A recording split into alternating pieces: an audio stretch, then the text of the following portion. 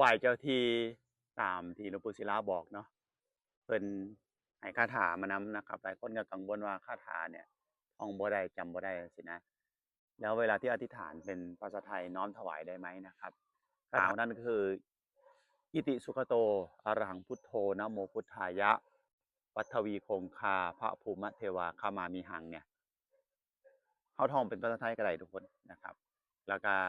พอเฮาไหว้เสร็จตั้งแล้ว บางคนก็ถามอีกเด้ตั้งกับพื้นบ่หรือว่าสิวางแบบเทิงโต๊ะก็ให้มันสวยงามเนาะอย่าไปวางพื้นดินเลยเพราะว่าภูมิเจ้าที่เราก็มีโต๊ะมีอะไรสวยๆนะครับแล้วก็อธิษฐานเปิดทาง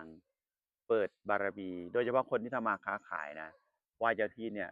สำคัญมากๆอาทิตย์หนึ่งอย่างน้อยก็1ครั้ง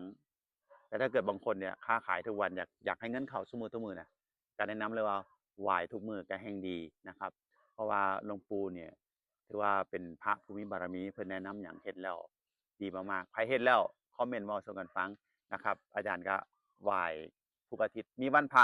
มีวันพระก็เรียกนำของอาจารย์นะครับแล้วก็ที่ขาดบ่ได้เลยเวลาที่เราไหว้เสร็จแล้วเนี่ยก็จะมีน้ำปรุงปรุงคำชะโนดนำนะครับไปสีดบูชานะครับสีดในพิธีเป็นน้ำปรุงบนพิธี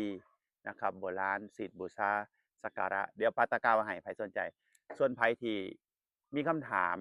ก็เมนถามมานะครับก็จะให้คำแนะนำไปเนาะสำหรับการไหว้เจ้าที่ตามคำที่หลวงปู่ศิลาแนะนำครับผม